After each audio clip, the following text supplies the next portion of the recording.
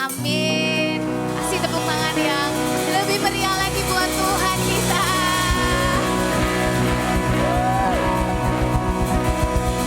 Amin. Lihat kanan kirinya, kamu beda hari ini. Bilang kamu beda hari ini. Silakan duduk, ICC Jakarta, hello. Happy Sunday semuanya. Senang banget ada di sini, tentu selalu senang tiap kali ada di ICC Jakarta.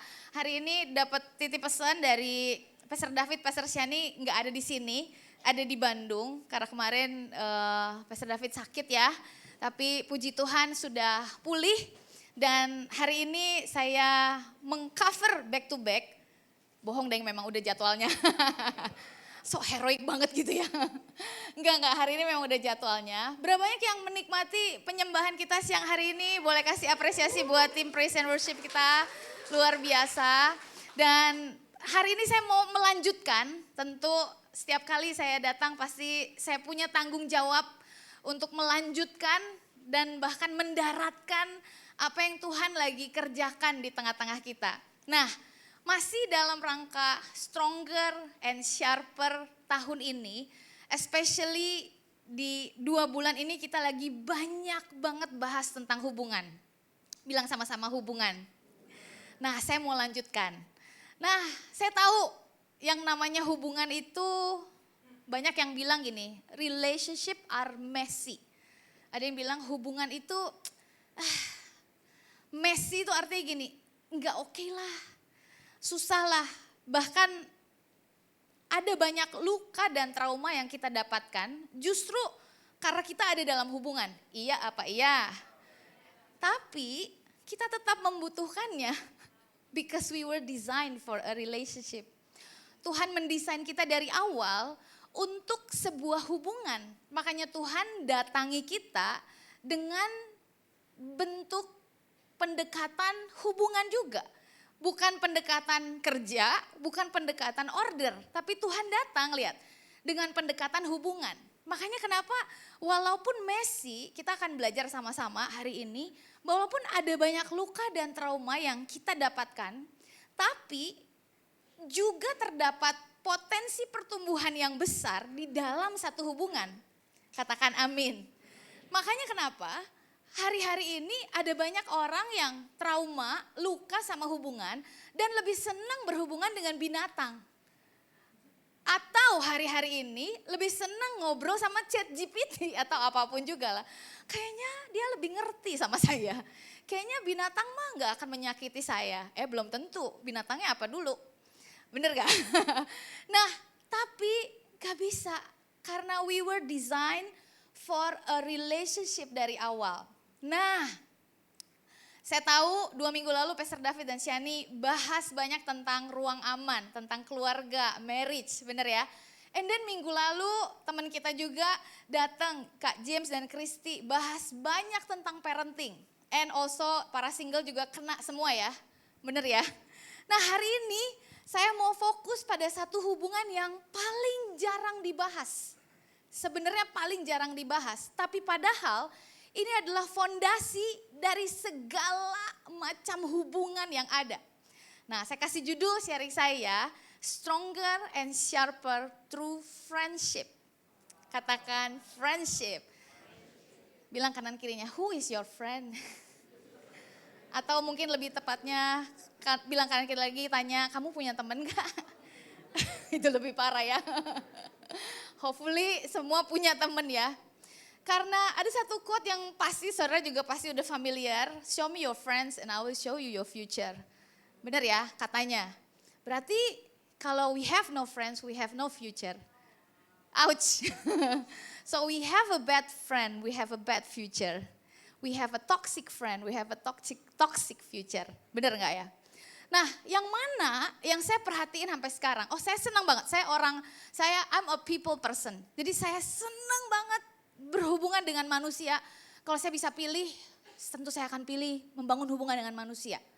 Walaupun binatang lucu-lucu, cantik-cantik, gemes-gemes, saya tetap memilih berhubungan dengan manusia. Nah, yang mana sejak pandemi sampai hari ini, rasanya kata friendship itu semakin menurun kualitasnya. saya perhatiin. Sebutan teman itu pun hari ini agak ambigu. Nah, satu kali saya lagi di rumah dan Mason lagi main, terus dia bela-belain saya ajak pergi untuk kita pergi nonton film kesukaan dia. Can you imagine kita ajak pergi nonton film kesukaan dia. Tapi dia tolak karena dia bilang ini, Mason udah janji sama temen. Siapa temennya? Temen siapa ini? Temen mana ini? Temen mana? Temen sekolah? Bukan, temen online. Kamu pernah ketemu sama orangnya? Belum. Namanya tahu siapa nama aslinya? Enggak tahu. Nah, kebayang nggak hari-hari ini kata temen pun ambigu. Nah, saya pengen gali, saya pengen buka sampai akhirnya saya renungkan ini, saya ajarin sama anak-anak saya karena hari ini mereka ada terekspos banget di dunia sosial media, mereka nggak ngerti temen itu kayak gimana. Kayak gimana untuk jadi temen itu kayak gimana. Nah, makanya saya ajarin di rumah. Nah, hari ini saya mau ajarin di sini. Sementara gini, dalam rangka untuk punya kehidupan yang kuat dan semakin tajam, kita bukan hanya perlu iman yang benar loh. Tapi kita perlu punya relasi yang benar. Gak bisa, hidup sendiri gak bisa. So I really think kita perlu terampil dalam area ini. Area hubungan, area friendship. Karena gini, friendship adalah fondasi dari semua hubungan. Yang long lasting itu pasti fondasinya friendship. Pernikahan yang long lasting itu pasti fondasinya friendship. Jadi kalau ada yang bilang, saya mah gak mau nikah sama sahabat saya. Ih, salah banget. Justru menikah harus sama sahabat, ya ampun. Kan di firman Tuhan bilang, I marry my best friend. Karena setelah anak-anak besar, yang tinggal adalah saya dan suami. Kalau masih hidup antara kita salah satu juga ya. But kalaupun enggak, we need another best friend dalam pernikahan kita untuk jagain kita, untuk kita jalan bersama-sama. Karena gini, show me your friends and I will show you your future. Nah, kebayang gak? Tuhan juga, kita mulai dari Tuhan. Tuhan itu memanggil kita satu kali dengan kata sahabat. Bener ya? Nah, tapi saya mau kasih tahu dulu. Ada 3 level hubungan kita dengan Tuhan. Level yang pertama adalah hubungan kita dengan Tuhan adalah level hamba. Jadi kita adalah hamba, Tuhan adalah Tuhan, Raja, pokoknya dia Tuhan kita. Dia yang memerintah, dia empunya dan kita adalah hamba. Nah, di sini kita cuma lagi bicara soal order, kalau hamba lagi bicara soal service, bener gak? And then ada level kedua hubungan kita dengan Tuhan, yaitu level anak. Nah, di level anak, kita ini lagi ngomongin lagi soal legacy, warisan. Kita lagi bicara soal disiplin. Semua anak-anak di rumah pasti ngalami satu fase di mana anak-anak harus disiplin, belajar untuk disiplin dan didisiplin, benar. But ada level yang tertinggi kita berhubungan dengan Tuhan, yaitu waktu Tuhan memanggil kita sebagai sahabat. Nah, sahabat ini yang I think ini, in my heart, in my spirit, saya tahu banget Tuhan lagi mau bawa ICC secara global, bukan hanya Jakarta, untuk membawa jemaat ICC masuk ke dalam dimensi hubungan dengan Tuhan yang lebih dalam lagi. Tuhan mau ICC bukan hanya jadi hambanya, Tuhan mau kita bukan hanya jadi anaknya, Tuhan mau kita jadi sahabatnya. Nah, lihat ayatnya, bagus banget. Yohanes 15 ayat 15 bilang gini, aku tidak menyebut kamu lagi hamba, sebab hamba tidak tahu apa yang diperbuat tuannya, tetapi aku menyebut kamu sahabat, karena aku telah memberitahukan kepada kamu segala sesuatu yang telah kudengar dari Bapakku. Nah, di rumah saya punya hamba gitu ya, gitu ya. Saya punya bener kan? Bener kan, mbak semua di sini juga kan, mbak dan mas. Di rumah saya punya hamba, saya punya anak, dan di dalam hidup saya punya sahabat juga. Tentu kalau sama mbak saya nggak banyak omong, saya nggak banyak curhat. Mbak saya sih curhat terus ya, hampir tiap hari, banyak sekali dramanya gitu. Tapi saya dengerin mbak saya curhat, tapi saya nggak curhat sama mbak saya. Cukup saya kasih order, Bu, tolong ini segala macam, Bu, thank you udah masakin, udah gantiin spray, thank you segala macam, dan saya kasih upah setiap bulan. Sebentar lagi THR, jadi ingat, aduh Tuhan. Nah, And then saya punya anak. Saya punya anak, tentu hubungan saya dengan anak lebih dekat, benar nggak? Tapi saya pun nggak curhat sama anak. Nah, something messy waktu kita orang tua curhat dengan anak. Anak jadi lebih dewasa lebih dari sebelumnya. Lebih parah lagi kalau kita curhatin tentang bos kita sama anak kita. Anak kita ngerti apa, ya ampun gitu. So ada batasan-batasan yang saya hanya provide buat anak saya. Saya disiplin anak saya ajak main bareng, betul, ajak liburan. Tapi that's it. Saya nggak banyak curhat, saya nggak kasih tahu rahasia saya gimana, no. But there's another one yang saya selalu curhat, yang saya selalu kasih tahu hal-hal yang rahasia, yaitu sahabat. Nah, ya salah satu sahabat tentu Pastor David, Pastor Shani, dan juga Kak James dan Kristi kemarin. Jadi sama mereka itu saya bisa ngomong apa adanya, saya bisa nyampah, saya bahkan diizinkan untuk jadi monster waktu sekali-kali si monster saya jadi gitu di depan mereka. Dan mereka nggak judge saya. Nah kebayang nggak? Tuhan itu mau bawa kita ke level sahabat. Nah saya perhatikan gini, level hubungan kita dengan Tuhan itu akan menentukan sedikit banyak hubungan kita dengan orang-orang sekitar kita. Let's say, hubungan kita dengan Tuhan levelnya hamba. Jadi kita berhubungan dengan orang pasti akan banyak suruh, bosi dan segala macam. Karena kita biasanya kayak gitu. Karena kita level hubungan sama Tuhan hanya sekedar hamba. Kalau level hubungan kita dengan Tuhan itu anak, maka gini, akan gampang kita punya anak rohani, punya bapak rohani itu gampang banget. Karena level hubungan kita dengan Tuhan adalah bapak dan anak. Nah tapi lihat gini, kalau level hubungan kita dengan Tuhan adalah sahabat, maka akan dengan mudah kita juga punya sahabat di sekeliling kita. Nah makanya level hubungan kita dengan Tuhan akan menentukan bagaimana kita berelasi dengan sekeliling kita hari ini. Makanya tadi saya di awal tanya, who is your friends? Karena mungkin kita hari ini banyak banget networkingnya, tapi relasinya dangkal. Sementara sahabat relasinya dalam. All the secrets kita sharing loh. Nah waktu level hubungan kita dengan Tuhan naik, kita jadi sahabatnya Tuhan. Waduh, ada banyak rahasia yang Tuhan mau sharing sama kita. Ada banyak revelation yang Tuhan mau nyatakan sama kita. Dan dunia ini lagi kehilangan hubungan pertemanan yang benar ini. Sekeliling kita, dunia itu lagi kehilangan hubungan ini. Makanya gini, saya rindu banget kita gali, terampil di area hubungan, especially friendship ini. Karena nanti lihat di belakang ya, bahwa friendship is even better than romance. Nanti lihat di belakang ya, itu cuman clue aja, cuplikan. Nah, story sedikit tentang pertemanan saya. Kalau ada yang kenal saya 20 tahunan lebih, pasti tahu saya ini orang yang menyebalkan. Salah, saya ini orang yang sangat menyebalkan. Saya perbaiki. Nah, saya nggak punya gambaran hubungan yang baik kayak gimana. Saya nggak punya potret tentang hubungan suami istri yang baik kayak gimana, nggak punya. Saya nggak punya hubungan yang baik tentang potret gimana orang tua dan anak yang baik tuh kayak gimana. Saya nggak punya gambaran sama sekali. So I grew up jadi orang yang menyebalkan, yes. Jadi orang yang jujur tapi kurang beradab jujurnya.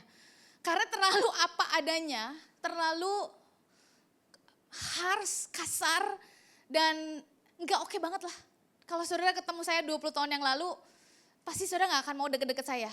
Karena kalau saya imagine back 20 tahun yang lalu, saya lihat kaca juga, kayaknya saya juga gak mau ya. Punya temen kayak gini sama orang yang saya lihat di kaca, gak mau. Jadi kalau hari ini ada anak-anak rohani yang masih stay di sini, wah itu mah anugerah. Ada John, Anita ya, ada Erik, Lala, ada berapa lagi, anugerah. Itu mereka benar-benar deket banget sama Tuhan. Kalau hari ini ada anak-anak rohani yang udah gak ada di ICC, that's my mistake. Karena saya gak kasih contoh bagaimana jadi orang yang baik, jadi orang yang benar. So lanjut, Waktu lagi SMP, saya punya teman-teman, dari teman-teman SMP ini saya mengenal yang namanya geng motor dan rokok. Disitulah saya mengenal pertama kali rokok. Masuk SMA, saya mengenal geng mobil, naik level. Geng mobil dan juga mengenal drugs waktu SMA. But waktu saya kuliah, saya ketemu dengan teman-teman yang mengenalkan saya sama Tuhan. Makanya kampusmu berguna banget. Di kampus itu saya kenal Tuhan, saya ketemu dengan pasangan juga. Teman-teman inilah yang akhirnya membawa saya mengenal Tuhan dan mengenal suami saya yang sampai hari ini. Teman-teman saya hari ini jelas jauh lebih naik level lagi. Mereka mengenalkan saya sama Tuhan dan menajamkan panggilan saya. Nah, mari kita lihat gimana caranya sih, apa artinya jadi seorang teman, bahkan bukan hanya sekedar teman. Saya punya satu kata yang lebih baik, a godly friend. Teman yang benar, bilang sama-sama a godly friend. Nah, coba lihat ayatnya ya. Amsal 17 ayat 17. Kita baca sama-sama. 1, 2, 3. Seorang sahabat menaruh kasih setiap waktu dan menjadi saudara dalam kesukaran. Wah, ini ayat kalau direnungin ya. Gimana caranya coba? Seorang sahabat menaruh kasih setiap waktu dan menjadi saudara dalam kesukaran. Kenapa? Kenapa menjadi saudara dalam kesukaran? Karena biasanya kalau dalam sukar nggak punya saudara kita. Biasanya kalau dalam kesukaran itu kita nggak punya saudara. Waktu kita udah kaya baru banyak banget yang nganggap kita saudara. Bener gak? Nah makanya Amsal bilang gini, seorang sahabat dia menaruh kasih setiap waktu dan menjadi saudara dalam kesukaran. Ini artinya gini, all kind of season, sahabat itu selalu ada in time of need, stick together dalam kesukaran, di terjemahan lainnya adalah all kinds of trouble. Nah hari ini saya mau breakdown lagi, apa sih ekspresi menaruh kasih setiap waktu dan menjadi saudara dalam kesukaan itu, dan apa sih artinya menjadi seorang sahabat menurut Alkitab. Bukan sahabat yang menurut TikTok ya, bukan menjadi sahabat yang menurut sosial media atau menurut siapapun dia yang bukan di dalam Tuhan ya. Saya mau bawa kita sama-sama lihat apa sih artinya menjadi godly friend according to the Bible. Seperti apa persahabatan yang Allah maksudkan. Nah ini agak panjang tapi saya mau run through cepet aja. Ada 5 poin. Godly friend yang pertama itu sharpen, menajamkan. Lihat. Kita punya tema apa? Stronger and sharper. Benar ya? Ternyata untuk supaya hidup kita jadi lebih sharper, kita butuh godly friend. Kita nggak hanya butuh iman, kita nggak hanya butuh bapak rohani, kita nggak hanya butuh khotbah yang bagus. We need a godly friend. Lihat ayatnya. Amsal 27 ayat 17 bilang ini, besi menajamkan besi. Orang menajamkan sesamanya. Bahkan di terjemahan lain dibilang gini, a friend sharpens a friend. Wow, a friend sharpens a friend. Nah, kalau saudara tahu pisau itu kalau dia hanya bekerja sendiri, dipakai doang, dia lama-lama akan tumpul.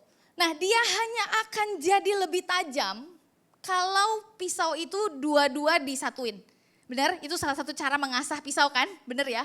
Kalau dua-duanya bersentuhan, maka ketika sebuah pisau ini constantly connecting with each other, that sharpen each other.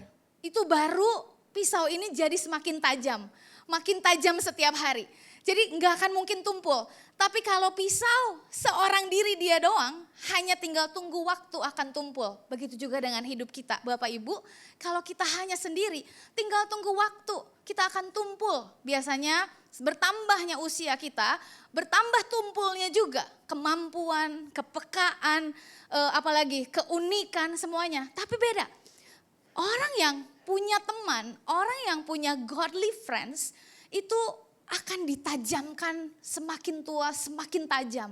Semakin tua semakin unik, semakin tua semakin luar biasa. Katakan amin. So a godly friend itu menajamkan fokusnya kita, menajamkan visinya kita, menajamkan imannya kita. Gak selalu nyaman, of course, namanya bergesekan, namanya bersentuhan. Makanya Yang namanya hubungan itu kalau di awal ada banyak orang bilang hubungan itu messy. Lah yang messy itu bukan hubungannya tapi orang-orang yang di dalamnya. Contoh jus, saudara minum jus. Jus buah naga merah dan nanas. Jusnya gak enak. Tapi kita salahin jusnya. Padahal yang busuk itu buah naganya, bukan jusnya. Nah seringkali kita salahin relationship-nya. Seringkali kita salahin hubungannya. Seringkali kita check out dari hubungannya. Padahal poin penting, orang terpenting yang pegang peran penting dalam semua hubungan dalam hidup kita adalah diri kita sendiri. Kalau kitanya benar, hubungan kitanya pasti benar. Kalau kitanya benar, pernikahan kita pasti benar. Kalau kitanya benar, hubungan pembapaannya pasti benar. Kalau kitanya benar, maka every relationship yang kita masuki itu pasti benar. Oke, ada amin? Amin, amin. Kayaknya muka-mukanya kayak nggak pada punya teman ini. Godly friend sharpens. Yang kedua, godly friend builds, membangun. Firman Tuhannya bilang ini, 1 Tesalonika 5 ayat 11. Karena itu, nasihatilah seorang akan yang lain. Dan saling membangunlah kamu seperti yang memang kamu lakukan. Nah, kita ini kalau sama teman gak berani negur, bener gak? Gak enak lah teman soalnya. Justru godly friend yang biblical itu justru menasihati loh. Jadi kalau ada teman kita yang gak pernah nasihatin kita, bukan teman. Mungkin teman tapi menurut according to TikTok, akunnya siapa sebutlah di situ. Tapi teman yang biblical, godly friend itu membangun, mengencourage, comforting dan build up diri kita sendiri loh. Membuild up diri kita. Nah firmannya kan udah jelas bilang, nasihatilah seorang akan yang lain dan saling membangunlah kamu seperti yang memang kamu lakukan. Jadi godly friend itu gak pernah membandingkan kita dengan yang lain. Gak pernah meremehkan proses hidupnya kita. Godly friend selalu menguatkan, bukan mengecilkan, bukan mengerdilkan kita. Godly friend always strengthen us. Katakan amin. So, mari sambil saya sharing 5 poin ini, dan udah 8 menit lagi waktunya, coba dicek, ada enggak orang-orang yang selama ini menajamkan kita, membangun kita, tapi kita enggak pernah nyebut mereka sebagai sahabat loh. Kita enggak pernah sebut mereka teman, kita malah musuhin mereka. Yang ketiga, godly friend sacrifices. Galatia 6 ayat 2, bertolong-tolonganlah menanggung bebanmu. Demikianlah kamu memenuhi hukum Kristus. Saudara pasti tahu cerita 4 teman yang mengusung satu temannya yang lumpuh kepada Yesus.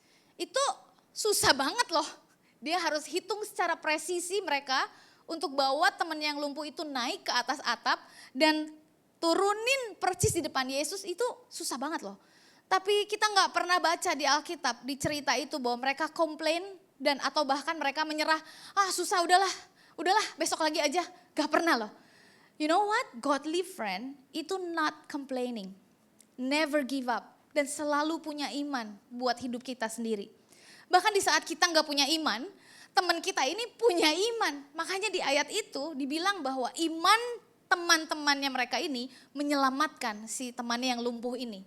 Sometimes kita akan kehabisan iman karena ada begitu banyak yang kita hadapi. But our friends' faith itu sometimes akan menyelamatkan kita. Nah dibilang carry each other's burden, bertolong-tolonganlah menanggung bebanmu. Nah contoh, jadi beberapa minggu yang lalu papanya Kak James meninggal. Nah kita udah datang ke rumahnya, nengok beberapa kali. Jadi hari itu adalah hari santai saya sedunia. Nah hari-hari ini susah banget punya hari santai sedunia. Jadi yang saya lakukan biasanya saya minta Kak Brian untuk antar saya ke supermarket untuk belanja.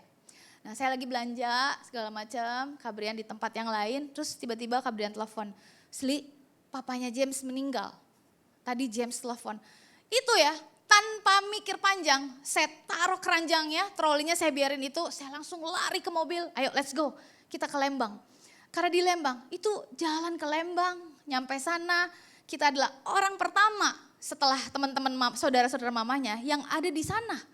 Karena saya tahu itu burden yang Kak James lagi hadapi hari itu. Jadi hari itu kita ada bahkan sampai malam kita langsung beliin kuaci dan segala macam perlengkapan untuk di Nana Rohana. Enggak reimburse, temen enggak kayak begitu ya.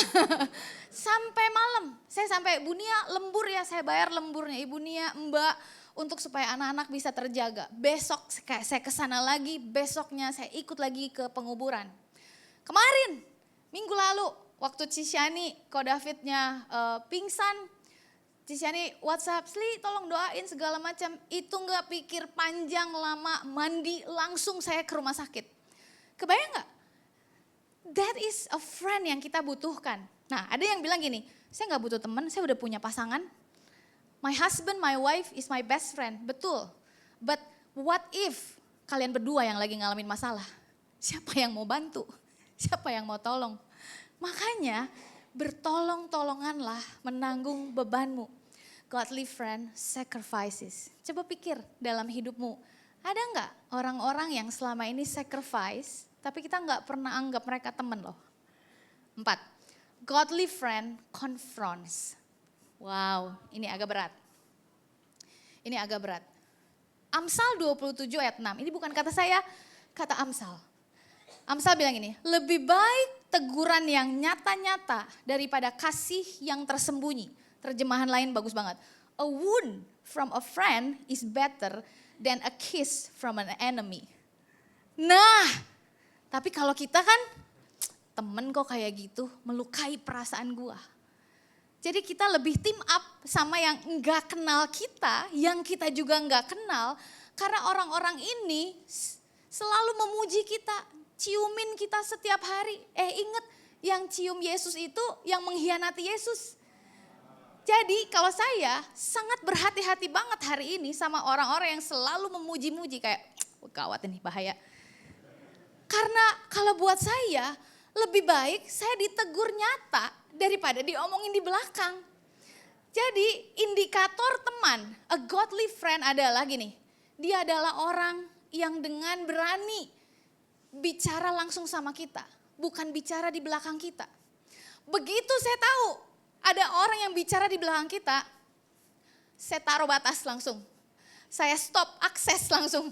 Karena she's not a friend, he's not a friend. Karena teman, they talk to you, not talking about you. Nah, jadi firman Tuhannya bilang di tempat lain, saya ingat Efesus 4 ayat 15, speaking the truth in love.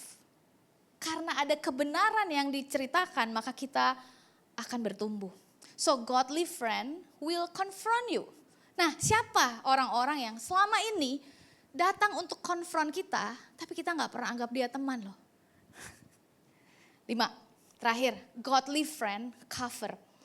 Setelah konfront, bukan digosipin keluar, tapi dia covering kita loh. Amsal 17 ayat 9. Siapa menutupi pelanggaran, mengejar kasih.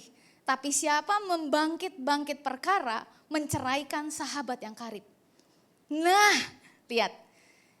Godly friend, cover your shame. Pernah nonton film polisi atau apapun juga lah. Yang polisinya mau keluar gitu dari tempat persembunyian. Cover me, keren gitu kan. Cover me. Nah, exactly like that. Karena si orang ini lagi bilang, kalau lu gak cover, gue bisa ditembak kapan aja nih. Gue bisa mati kapan aja, please cover me.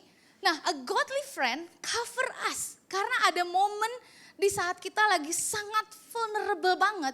And we need a covering from our friend. Katakan yes. Saya gak mungkin minta covering dari Mbak. Saya gak mungkin minta covering dari anak-anak saya. Saya juga yang perlu mengcover mereka. But I need a covering bukan hanya dari Bapak Rohani dan Ibu Rohani. I need a covering from our friend, from my friend. Nah, saya punya grup. Jadi entah itu ide dari mana, saya percaya ide dari Tuhan. Saya punya ide hari itu untuk bikin grup berempat dengan Ko David dan Cisyani. Judulnya grup kita adalah judul khotbahnya mereka 2 minggu lalu, Ruang Aman, Safe Space. Jadi itu tempat kita untuk nyampah sesampah-sampahnya. Kalian gak akan pernah percaya kalau baca grup itu bahwa kita adalah pastor. Jadi Wah, pokoknya gawat, itu adalah tempat yang paling vulnerable. Saya bisa sharing apapun juga. Mereka bisa sharing apapun juga. Pernah satu waktu saking intensnya, kita bilang malam-malam, guys, bagaimana kalau kita clear chat saat ini juga? Karena ini too much to handle. Kayaknya gue kalau baca ulang lagi juga, ih gila ini gawat, ini gawat. Kita clear chat ya. Oke, jadi kita decided malam hari itu untuk clear chat. Untuk apa? Hanya just I'm so vulnerable. Saya lagi banyak masalah banget. Saya lagi banyak kekesalan. Saya lagi banyak kekecewaan banget. Saya tumpahkan semuanya di situ. Dan kita udah perjanjian di awal. Kita gak ada yang boleh screenshot dan kirim ke siapapun juga. Deal, janji, janji. Oke. Jadi itu perjanjian persahabatan kita. So, jadi yang sahabat-sahabat teman-teman coba bikin perjanjian. Begitu ada screenshot keluar, putus sahabat kita. Menceraikan soalnya. Itu berarti kamu minta cerai dari saya secara sahabat. So jadi 5 poin ini benar-benar gini loh. A godly friend yang poin kelima ini, orang yang jadi sahabat kita adalah orang-orang yang gak akan pernah menggunakan kelemahan kita sebagai senjata untuk jatuhin kita. They will cover us. Mereka adalah orang-orang yang nggak tersaingi waktu kita ada. Selama kita merasa tersaingi dengan kanan kiri depan belakang kita, berarti kita bukan teman, kita bukan sahabat. But this is all the godly friend yang Tuhan mau kita bertumbuh di dalamnya. So in summary, godly friend 5 hal tadi. Godly friend sharpens, menajamkan, membangun, berkorban, menegur, konfront kita, dan juga melindungi kita. This is what a godly friends do. Hari ini dari tadi saya tanya, who is your friend? Saya mau bilang bahwa be a godly friend. Buat orang-orang yang Tuhan percayakan dalam hidupmu hari-hari ini. Be a godly friend that sharpens. Be a godly friend that builds. Be a godly friend that sacrifice. Be a godly friend that confronts. Be a godly friend that covers. Disitulah kasih Tuhan akan nyata. Nah, saya perlu banget kita ngerti hal ini, apa artinya teman menurut Alkitab. Karena jujur Li, definisi teman hari ini bener-bener kacau banget. Kalau kita nggak ngerti wisdom tentang friendship, maka kita ini akan melabel teman sebagai musuh dan musuh sebagai teman. Makanya tadi saya tanya, siapa coba orang-orang sekelilingmu yang menegur, yang mengkonfront, yang membangunmu, tapi kita nggak pernah anggap teman. Karena buat kita, teman itu yang selalu mengiyakan kita. No, a godly friend nggak pernah mengiyakan kita waktu kita lagi jauh dari Tuhan. No, nggak pernah. Kalau mau bahas lagi di Alkitab, banyak banget contoh-contoh persahabatan di Alkitab. Daud dan Yonatan, Yosua dan Kaleb, bahkan Maria dan Elizabeth, mereka bersahabat semua. Mereka semua kalau kalau kita ditilik lagi, bahkan saya sempat baca yang Daud Yonatan cuman gak ada waktu untuk jelasinnya. Dibilang bahwa, dibilang gini, bentar. Di 1 Samuel 18 ayat 1 bilang gini, ketika Daud selesai berbicara kepada Saul. Jadi hari itu Daud dan Yonatan itu belum kenal. Tapi hari itu Daud diundang ke istana, selesai ngobrol sama Saul, berpadulah jiwa Yonatan dengan jiwa Daud. Nah, disinilah dimulai persahabatannya mereka. Dan Yonatan mengasihi dia seperti jiwanya sendiri. Nah, saya mau kasih tahu gini, a godly friend itu bertumbuh bukan karena punya kepentingan. Kalau kita berteman karena kita punya kepentingan, itu bukan teman, itu transaksional itu. Nah, a godly friend bertumbuh dari kesamaan roh. Makanya memang kita nggak mungkin punya sahabat di luar frekuensi kita hari ini. Makanya lihat kanan, kiri, depan, belakang. Some of them, one of them is actually your godly friend. Tapi selama ini kita nggak pernah anggap mereka sebagai sahabat. Karena kita tersinggung waktu mereka tegur kita. Kita tersinggung kalau mereka lagi mulai kepoin kita. Kita tersinggung dan kita menolak, kita bikin batas. Padahal Tuhan sediakan a godly friend di ruangan ini. Katakan yes. Nah, balik lagi. Yesus itu kasih model yang sangat bagus. Gimana caranya jadi seorang sahabat.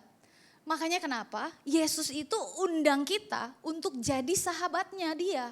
Karena Yesus itu mau kita punya level hubungan yang lebih dalam.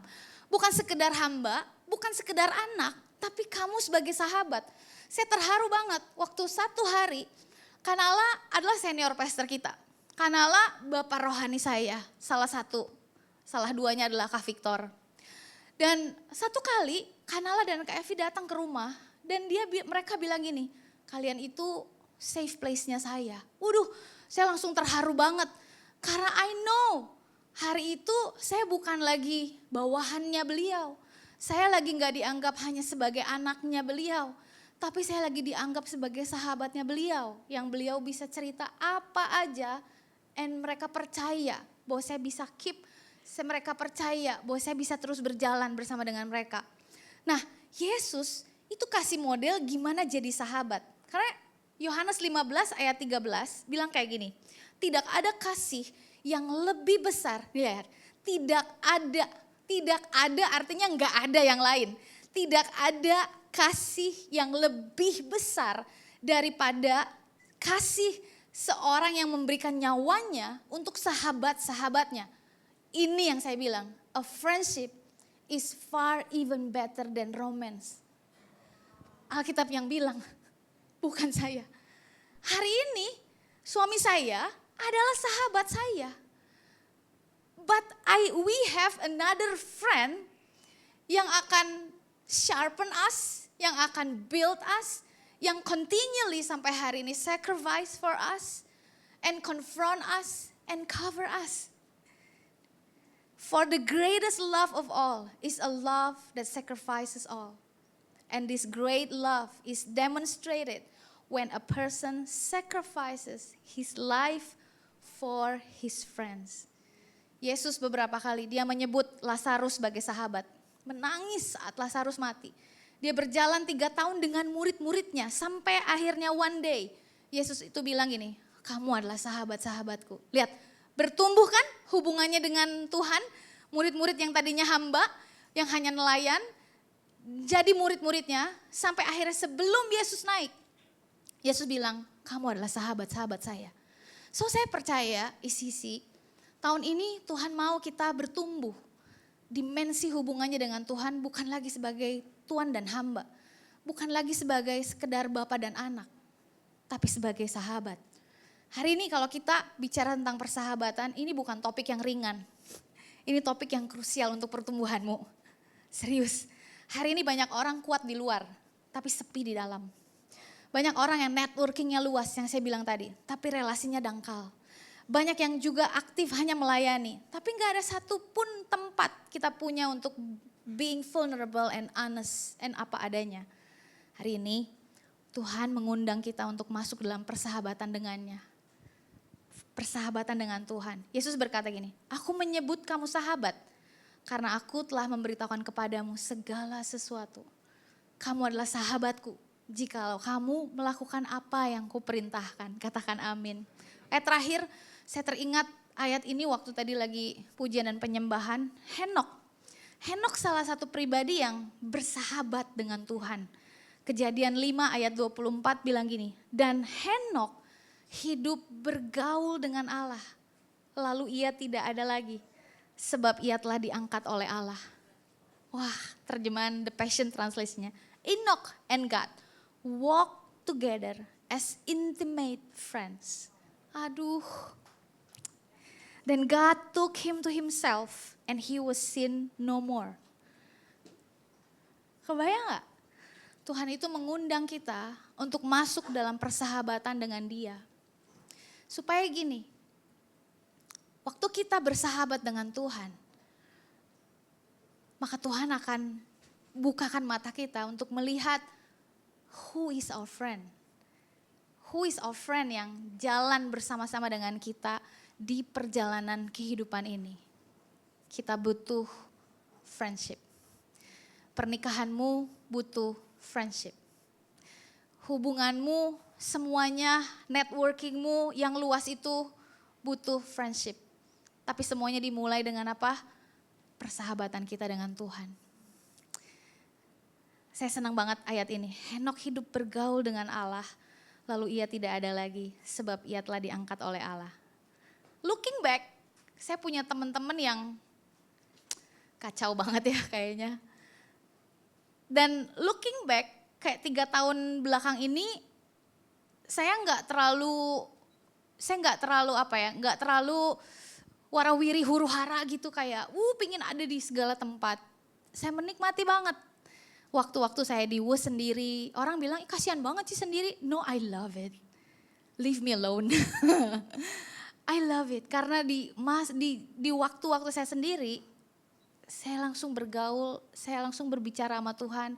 Saya menikmati keintiman saya ngobrol sama Tuhan. Ada banyak hal yang Tuhan nyatakan. Wow, saya mau bilang Isisi, ada begitu banyak secret of life yang Dia mau nyatakan buatmu. Tapi kita nggak ada di situ, belum ada di situ. So siang hari ini, the invitation terbuka buat semua orang. Mau nggak masuk ke dalam level hubungan yang lebih dalam dengan Tuhan? Menjadi sahabatnya Tuhan. Dengan cost gini, some of people yang kita sebut friend, memang kita nggak bisa lagi. Satu kali waktu terakhir, waktunya udah teriak-teriak, cepet gitu. Saya menikmati banget waktu-waktu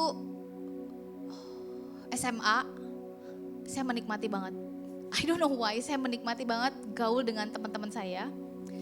Padahal itu teman-teman saya yang bawa saya kenal drugs. Tapi saya menikmati banget. But somehow, I don't know, pasti it must be my mom or siapapun yang mendoakan saya lah. Waktu kuliah, saya nggak diterima di kampus yang saya mau. Jadi saya istilahnya dibuang di kampus bawahnya kampus itu. Nah kampus ini yang saya masuki adalah, kan kalau kampus itu sekolah statusnya terakreditasi atau apa gitu ya. Nah kampus saya ini statusnya hanya terdengar. Jadi tiap kali, kamu kuliahnya di mana? Oh di sini. Oh iya pernah dengar. Nah setiap kali orang nanya kuliahnya di mana? Oh iya pernah dengar. Nah berarti saya bilang, oh statusnya terdengar memang. Memang nggak ada tulisannya status terakreditasi atau apa gitu, nggak ada. Tapi di situ saya justru ketemu dengan Tuhan loh. Saya ketemu dengan Tuhan. And then gini, saya menikmati banget dengan teman-teman di kampus saya. Deket banget sama mereka. Malah one of them jadi suami saya hari ini. Lalu Tuhan kayak ambil lagi. Dan Tuhan bawa saya ke Singapura untuk SOT kan 8 bulan. I have no friends. Aduh saya gak punya temen. Sementara saya itu orang yang gak bisa sendirian. Pokoknya gak mau sendirian dan gak bisa sendirian. Dan di Singapura itu Tuhan mulai bawa saya ketemu dengan teman-teman yang baru. A godly friend. Yang sampai hari ini masih ada. Terakhir ke Jepang ketemu dengan teman saya yang dulu sekelas waktu SOT. Kita ngobrol banyak tentang movement of God dan segala macam, masih in the same track dengan frekuensi yang sama. And then pandemi, seluruh teman-teman saya hilang, bener gak? Hilang. And then di pandemi, Tuhan ketemuin saya lagi dengan another godly friend sampai hari ini. Jadi kebayang gak? Godly friend itu sebenarnya gak perlu kita cari. Tuhan udah tempatkan. Tapi awalnya gimana? Kita masuk dulu dalam persahabatan dengan Tuhan. Waktu kita masuk dalam persahabatan dengan Tuhan, kita akan ketemu dengan orang-orang ini. Dan kita akan jadi sahabat buat orang-orang yang memerlukan hari-hari ini.